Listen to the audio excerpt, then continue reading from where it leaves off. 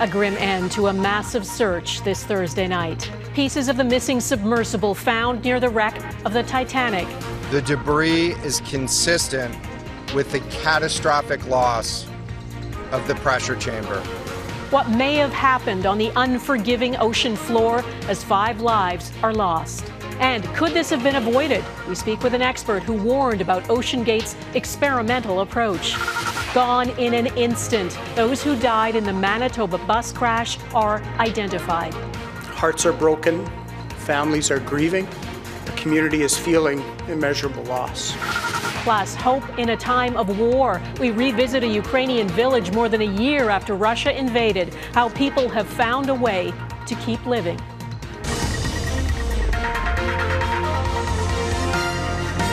Global National with Dawna Friesen. Good evening and thanks for joining us. All hope has now been lost for the 5 people on board the submersible that went missing in the North Atlantic Ocean, including the man who founded the company, OceanGate. The U.S. Coast Guard announced today a remotely operated vehicle has found a debris field on the ocean floor that is consistent with what it calls a catastrophic implosion of the vessel. We found 5 different major pieces of debris that told us that it was the remains of the Titan. I offer my deepest condolences to the families. I can only imagine what this has been like for them, and I hope that this discovery provides some solace.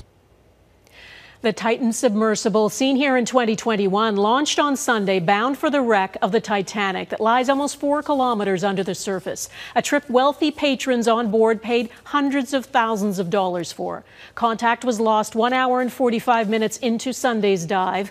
OceanGate, the company that built the submersible, calls the 5 men explorers who shared a spirit of adventure, and in a statement said, "Our hearts are with these 5 souls and every member of their families during this tragic time. We grieve the loss of the life and joy they brought to everyone they knew." Mike Armstrong is in St. John's, where many of the ships and the crews involved in the search based themselves. Mike, this isn't the outcome anyone wanted. How was the debris discovered? Well, Dawna, it was a Canadian ship that set off from the harbor here in St. John's yesterday that made the discovery. The Arctic Horizon launched a remotely operated vehicle this morning and found what everyone's been looking for. The Coast Guard says it found a first debris field 500 meters off the bow of the Titanic. In it, there were 5 different major pieces, including the nose cone. They then found another smaller debris field. In that one, they found the aft end bell. Basically, both ends of the Titan have been found. The debris is consistent with the catastrophic loss of the pressure chamber. Upon this determination, we immediately notified the families. Now, the Coast Guard was asked if there's any way to tell if the implosion would have been above the Titanic or possibly from a collision with the wreck. It says the location is fairly far away and in an area with no Titanic debris. As for when it happened, it was likely before the search started. Otherwise, the sound of the Titan collapsing would have been picked up by the sonar boys that have been listening in recent days. This was a catastrophic implosion of the vessel, which would have generated a significant broadband sound. Now, if things had gone according to plan, the Titan sub would have headed here. Memorial University's Marine Institute, about a half hour outside St. John's, has a pier. It's the Titan's home base before and after trips to the Titanic wreck. Students work with OceanGate Expeditions as part of a partnership. The Marine Institute isn't talking right now.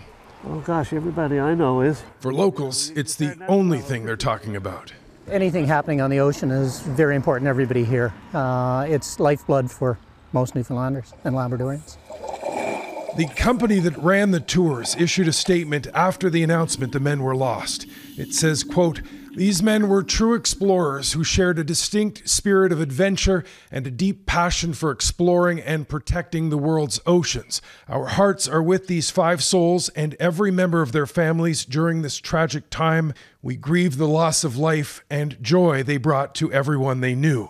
The daughter of the French maritime expert killed on the Titan says if her father's final resting place is with the Titanic, he died doing what he loved and is now with the ship he spent much of his life studying. She says it's reassuring that he's there and that where he is, he's happy.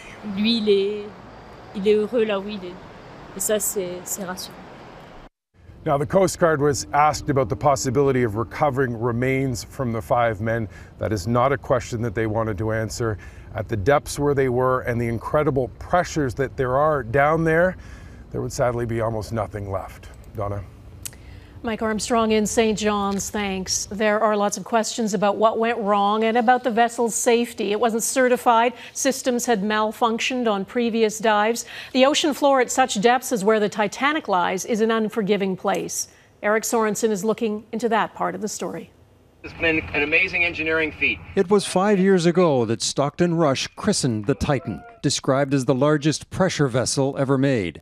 It performed amazing feats diving to the bottom of the Atlantic, but this time something went wrong, and experts had feared the worst. The problem at these depths, where we're talking pressures of nearly 6,000 pounds per square inch, is that when something goes wrong, it goes cataclysmically wrong. It's a tragedy. Don Muth is an advisor on submarine engineering. He admires what they were trying to achieve. A lot of the things people are trying to do in these extreme environments have not been done before. But he added that as the Titan had not been classified, he would not have taken such a trip. I highly value life, so I would not go down in one that didn't have that wasn't classed personally. All of our test program has been about incremental testing. From the earliest days, OceanGate's founder emphasized safety, suggesting that Titan was designed to make repeated dives with people on board.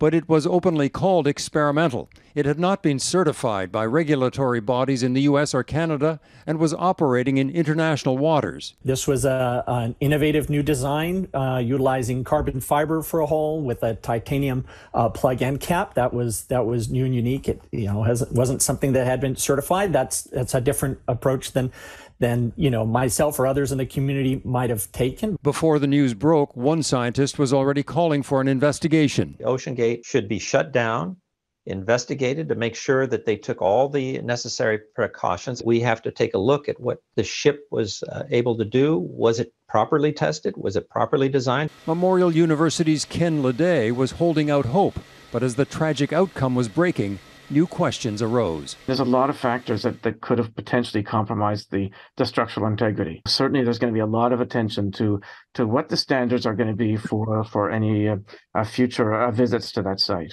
Don Muth says he hopes risk will be taken into consideration more in the future, but that exploration will go on. Man always wants to explore extreme environments, and I don't think you're going to stop with that. Whatever the scientific merits, this catastrophe will raise new doubts about deep-sea exploration and what some view as extravagant and extreme tourism.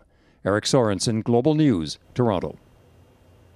A little later, I'll talk to an expert on underwater vehicles who had warned OceanGate about its approach. His thoughts on today's developments. In Dauphin, Manitoba, the names and faces of all 16 people killed in last Thursday's crash near Carberry have now been revealed. It was an emotional press conference involving friends, family, and first responders. Rosanna Hempel was there. A row of empty easels at the front of the room, soon to bear the faces of 16 lost in Thursday's crash. One by one, in silence, family members and first responders carried pictures of loved ones passed. Margaret Furcalo. As Manitoba RCMP officials read the names, family members listened quietly in the front rows, some wiping away tears. Hearts are broken, families are grieving. A community is feeling immeasurable loss. They were mothers, grandmothers, sisters, fathers, grandfathers, brothers, and friends, all between the ages of 68 to 88, with connections to Dauphin and the surrounding areas. 9 more remain in hospital with serious injuries. The next few days and weeks and months will be difficult. However, I know that we will never forget them, and as we heal, I trust we will continue to support each other and remember all the good these wonderful people brought to us. Manitoba RCMP Inspector Lee Fortin helped notify and work with families. He commended them for their strength amid an agonizing wait for answers. It's extremely hard to put yourself in their shoes because they're not just grieving the loss of one person. There's nothing you can do to take away that pain. And the Premier says support for families and first responders won't end today. My heart goes out to all of them.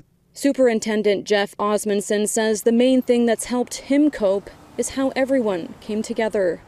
The passing motorist at the scene, rural fire departments, EMS, police, mental health workers, community members, local churches, and of course the victims' families. Coming together as the impact of the loss will be forever felt. We will remember you. Mounties confirmed the drivers of both the bus and the transport truck had the proper licensing. Mechanical analysis is ongoing.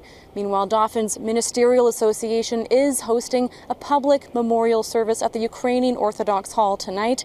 They hope it gives the community a place to come together, grieve, and share stories. Dawna? Rosanna Hempel, thanks. Lives upended in Ukraine. Ahead, we return to a village a year after it was reduced to rubble by Russia's war.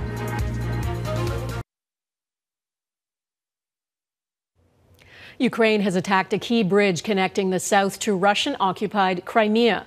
Russia says long-range missiles were used in the overnight strike that left a gaping hole in one of two bridges. They are the shortest routes from the Crimean Peninsula to Kherson on the southern front line, as well as a main supply route for Russian forces. The Crimean Peninsula, which Russia illegally annexed in 2014, has increasingly become a target as Ukraine pushes to reclaim territory. When faced with hardship, people find a way to endure, and in Ukraine, it's a pattern that sadly keeps repeating. Last year, Global News visited a destroyed village in the Chernihiv region. It bore the brunt of a Russian advance early on in the invasion.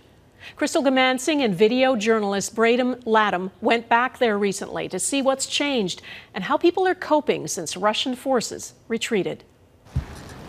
Rubble and debris, the remnants of homes. Old and damaged materials piled up along the few roads around the tiny village of Novoselivka. But in the center of the community, there's something new. Containers linked together, creating a modular housing community. Shelter for vulnerable residents. Everything is fine. The main thing is that we help each other. Olha Makarenko and Greg Hori moved in the fall. With the help of our interpreter, Petro, they explained winter was tough. The units were cold and they often had to cook on a little gas-powered hot plate. The electrical infrastructure was regularly knocked offline by airstrikes. On the day we visited, the power was on the fritz, possibly because of the heavy rain. We're alive and thank God. Their survival is something to marvel at. The village is close to the Russian-Belarusian border. At the start of the full invasion, Novoselivka was nearly leveled when Russian forces began launching aerial attacks and streaming into Ukraine. Russians occupied large swaths of the region and encircled the nearby city of Chernihiv. After many battles, the area was liberated in April 2022. When Global News first visited the community in May of that year, a group of residents rushed over thinking we were a charity bringing food. A bread truck now makes regular visits to ensure people get nourishment, but their souls are tortured. I can't get it out of my head. The noises of flying rockets or airplanes is all in my head. It flies and falls, and we see someone's house on fire. In spite of everything, their hospitality overflows. The couple showed us around their new community. Their unit is tiny. 2 sets of bunk beds, some shelves, a little table, and 2 windows. But it's what's on their phones that they desperately wanted to share. Oh, beautiful. Their garden and daughter, their pride and joy. Nadia, who we also met in 2022, took us into her unit. She loves to read and is happy to have a few books. Everything here has been given to her.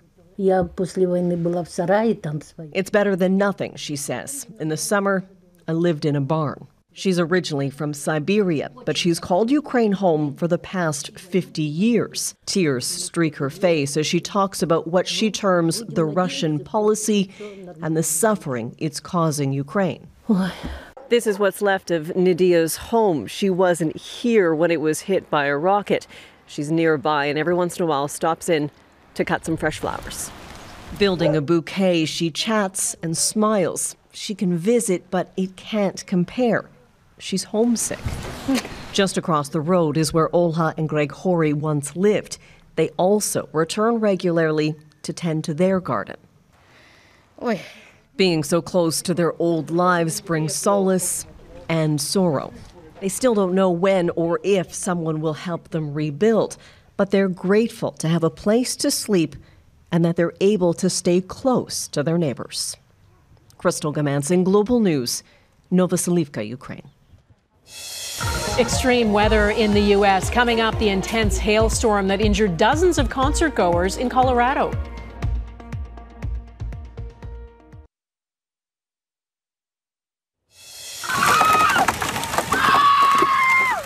This unbelievable hailstorm hit concertgoers just outside Denver, Colorado last night. People raced to find shelter as hailstones, some as big as apples, pelted down. 7 people were hospitalized and as many as 90 more were treated on scene. The concert at the Red Rocks Amphitheater was delayed twice because of the storm and finally canceled. 6 tornadoes were also reported across the state Wednesday night. Similar weather swept through northern Texas last night, where a tornado killed 4 people and injured 10 others. The twister struck Matador, a town of 600, flattening dozens of homes and knocking out power. The disaster happened just 1 week after a deadly tornado in Perryton, 3 hours north, killed 3 people and injured dozens more. Well, Texans are used to the heat, but not like this in June. Nearly every corner of the state is in the midst of a crushing heat wave. Temperatures have hit 48 degrees Celsius in some places. Kingsville near Corpus Christi topped 51 degrees, and multiple heat records are being broken, including in northern Mexico. The National Weather Center says temperatures could be even higher next week, and the high heat is forecast to last into July. Next, an expert on underwater vehicles who warned about OceanGate's approach reflects on what happened.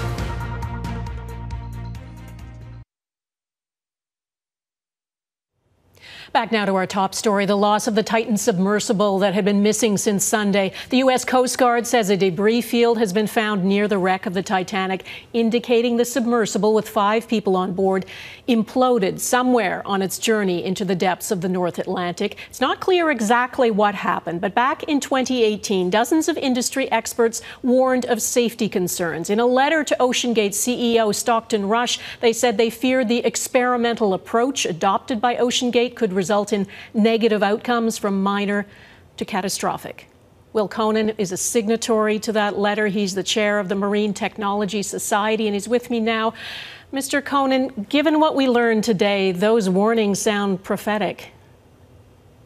Well, sadly, this is the worst possible outcome on something we were fearful of. And here we are. This is possibly the biggest tragedy we've had in our industry in 50, 60 years. So this is a very sad day. Going so deep into the ocean, almost 4 kilometers to the Titanic wreck, is not for the timid. What did you mean back in 2018 about OceanGate's experimental approach? It's a term of industry, Dawna, the experimental approach. So look, we do know how to make deep submersibles. Experimental refers to not following the regulatory safety review that is standard in the industry. We do have regulations, we have rules. Do you have to certify it and do it? The law says no. If you build a submersible for yourself, you don't have to. OceanGate didn't have to because they weren't selling the submersible. They were building it for themselves. So you get by that one by law. You are an expert in underwater vehicle systems and deep dives. When you hear the Coast Guard say catastrophic implosion, what does that say to you? Catastrophic implosion means that there was so much energy in reserve that the moment it gave, it just went. The positive side of it, in a way, we've been on pins and needles for 4 days. I've had family members that have had nightmares thinking of being trapped in a dark, confined space and cold for 4 days. Yeah. And I mean, it's extremely excruciating. So this would indicate that, I mean, this happened in 1,000th of a second. No one would have had time to realize what was going on. So it was probably, God had mercy on our souls here on this planet. A final question, Mr. Khonen. What message do you have for others who may be planning expeditions to the Titanic? Expeditions to the Titanic. Well, this is definitely, there are many, many more interesting places in the world to explore. It's for sure. Specifically for the Titanic, it's been controversial for years for many reasons. But look, the message is we are regulated. Submarines are safe. There are many companies that build them, and we dive down to very deep depths every day. But if you are going to take shortcuts for the sake of innovation, well, we might look like old fuddy-duds, but there's if you add a bit of wisdom to boldness, it helps everybody out. All right. Will Khonen of the Marine Technology Society, thank you. You're welcome. And that is Global National for this Thursday. I'm Dawna Friesen. Tonight's Your Canada is St. John's, Newfoundland and Labrador, where the Titan submersible started its final journey, the last adventure for those on board. Thanks for watching. Bye-bye.